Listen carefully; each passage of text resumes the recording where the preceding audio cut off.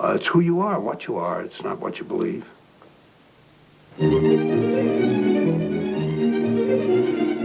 London Airport. Down in the passenger list as Mr. and Mrs. Miller, a honeymoon couple arrive in Britain to face the biggest headline since Caxton set up in business.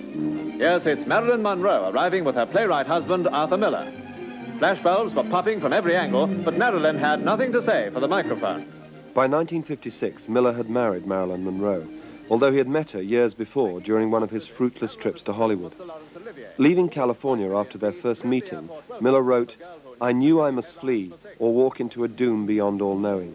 With all her radiance, she was surrounded by a darkness that perplexed me." Although it took several years before the two of them were finally together, it was always, for many outside observers, a relationship that remained a mystery. Didn't it seem unlikely to you, that sort of, that partnership, a partnership with Marilyn? Did it seem not unlikely, or did you just fall in love with it? No, it didn't. It seemed there was an unlikely quality to it, sure, from a cultural point of view, if you want to call it that. But in a way, we were both trying to do the same thing, which was I was desperately trying all my life to unify experience and myself in that experience. I tried to do it, as I mentioned earlier, in Salesman. There would be one figure, a unified figure with society, psychology, everything in one basket. Likewise, oneself, I thought, there should be a unity in yourself. And the very inappropriateness of our being together was, to me, the sign that it was appropriate, that we were two parts, however remote, of this society, of this life. One was sensuous and life-loving, it seemed, while in the center of it there was a darkness and a tragedy that I didn't know the dimensions of at that time. And the same thing was true of me. So it wasn't that crazy. And then at a certain point, you decided, well, you fell in love, basically. Yes.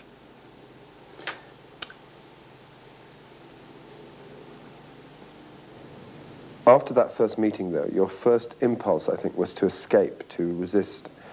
You've written in the book, "Flying homeward, her scent still on my hands, I knew my innocence was technical merely, and the fact blackened my heart. But along with it came the certainty that I could, after all, lose myself in sensuality." In other words, you'd fallen head over heels in love, and... That's right. But at the beginning, why do you think she needed you? What drew her to you, do you think? First of all, I took her at her own evaluation, which very few people did. I thought she was a very serious girl way back, and that she was struggling, I thought, because she generally was thought of as being a rather lightheaded, if not silly, human being. That's because I loved her, so I took that attitude toward her. And so the best of her, she thought, was in my eye.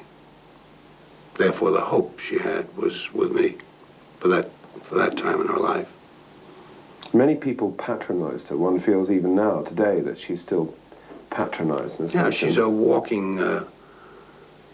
she's some kind of a dancing bear, or that she shouldn't be able, for example, to have any interest in anything but sex, showing off, or saying dopey things to the newspapers.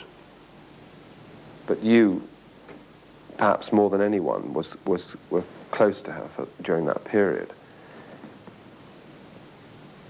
Can you describe what you refer to as the inevitability of her tragedy? Why did she have to struggle, do you think, in the way that she did? Basically, her struggle was a psychological struggle against abandonment, against abuse. In our terms today, she would have been thought of as an abused child. Now, the psychological damage that creates is very well known. And she struggled in a lifetime and lost against that damage. That's fundamentally what it was.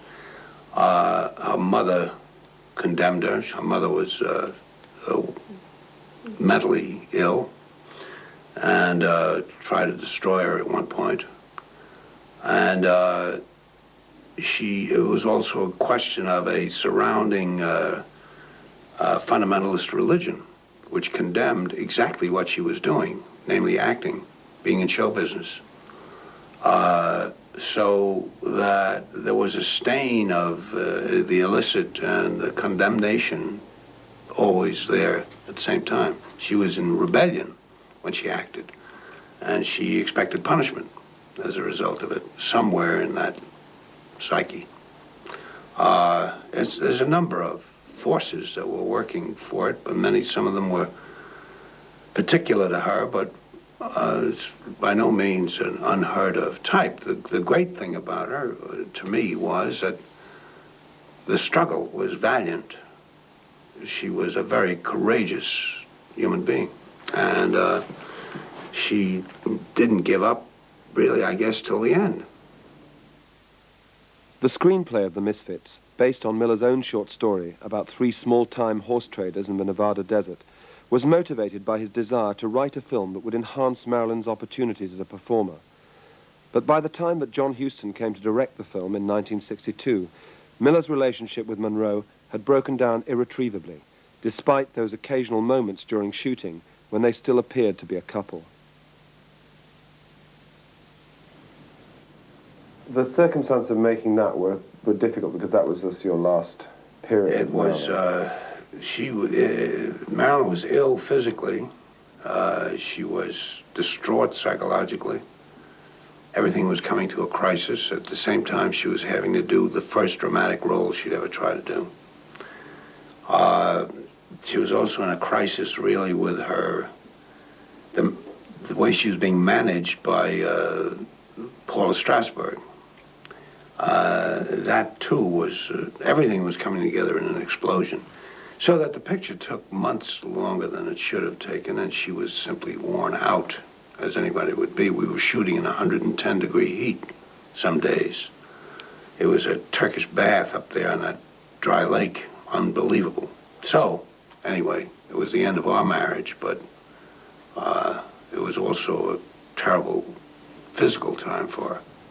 It was precisely at that time, at this very difficult time, that you met Inga Morath, who has become your wife and who you've lived with ever since.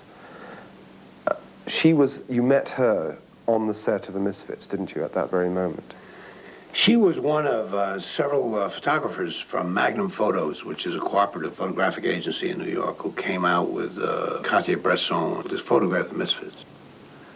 At that time, however, I had no time for her. I just was so absorbed in that movie and trying to keep myself afloat. But we did meet there, and then I met her again some months later in New York. By this time, I was no longer with Marilyn.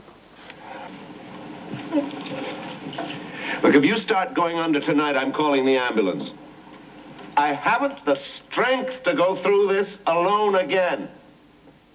All the experiences of meeting Inga, the breakup with Marilyn and her later suicide, came together in a complicated dramatic form in After the Fall, a play which deals with the dilemma of personal responsibility.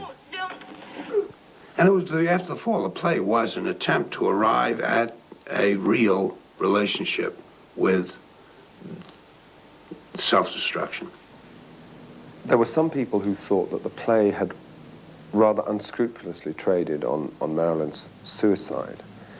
What was the general reaction of the public to After the Fall? It was mostly ferocious. It blew my image away for a lot of people. They hated me. And I rationalized it anyway as being, see, this is something you deny. You deny the murder in you. You deny the complicity with evil. That's why evil goes on. If we didn't deny, if we ceased to deny it and saw our own culpability, maybe it wouldn't be as prevalent. But that's evil, we're good. But we don't do bad things. people did not want to be confronted with what is that play is saying. And that play is saying that at a certain point, you are ready to sacrifice somebody. As the Jews were sacrificed in Europe, as our 58,000 men were sacrificed in Vietnam, as who knows what every day of the week is not sacrificed by human beings who simply are tired of having the responsibility for them. Well, nobody wanted to hear that. They still don't want to hear it. They will never want to hear it. That's why the Bible goes on forever, because that's what the Bible is telling you. If one only knew that we're all connected. These plays have never been as well received in Miller's homeland as they have in other parts of the world, but his commitment to the wider issues has been most apparent in his presidency of PEN, the international writers' organization dedicated to human rights. Great photograph. I mean, that picture, he looks like your average Irish detective. He and Inga have also traveled extensively in China and the Soviet Union, and it was after one of these trips to the USSR that Miller first confronted the real consequences of political repression.